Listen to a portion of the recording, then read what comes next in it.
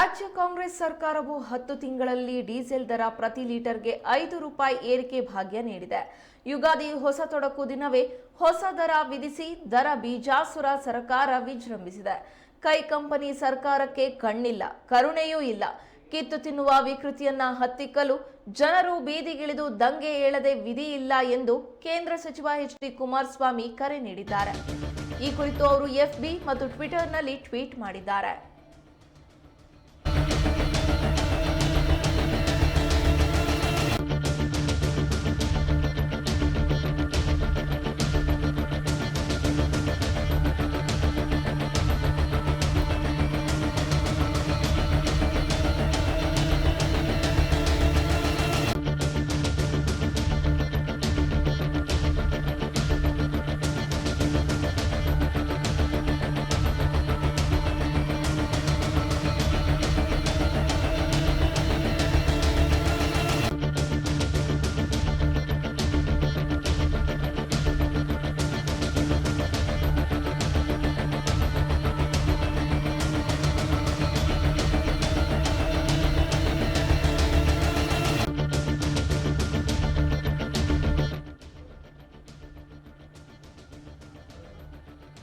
ಪ್ರತಿನಿತ್ಯವೂ ಒಂದಲ್ಲ ಒಂದು ಪ್ರತಿನಿತ್ಯದ ಅಗತ್ಯ ವಸ್ತುಗಳ ಮೇಲೆ ದರ ಏರಿಸ್ತಾ ಇರುವ ಕಾಂಗ್ರೆಸ್ ಸರ್ಕಾರದ ವಿರುದ್ಧ ಇದೀಗ ಎಚ್.ಡಿ. ಕುಮಾರಸ್ವಾಮಿ ಅವರು ಎಫ್ಬಿ ಹಾಗೂ ಟ್ವಿಟರ್ನಲ್ಲಿ ಟ್ವೀಟ್ ಮಾಡುವ ಮುಖಾಂತರ ಕಿಡಿಕಾರಿದ್ದಾರೆ.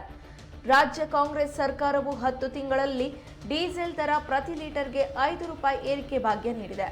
ಯುಗಾದಿ ಹೊಸ ತೊಡಕು ದಿನವೇ ಹೊಸ ದರ ವಿಧಿಸಿ ದರ ಬೀಜಾಸುರ ಸರ್ಕಾರ ವಿಜೃಂಭಿಸಿದೆ.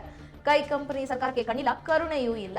ಕಿತ್ತು ತಿನ್ನುವ ವಿಕೃತಿಯನ್ನ ಹತ್ತಿಕ್ಕಲು ಜನರು ಬೀದಿಗಿಳಿದು ದಂಗೆ ಏಳದೆ ವಿಧಿ ಇಲ್ಲ ಅಂತ ಕೇಂದ್ರ ಸಚಿವ ಎಚ್.ಡಿ. ಕುಮಾರಸ್ವಾಮಿ ಕರೆ ನೀಡಿದ್ದಾರೆ.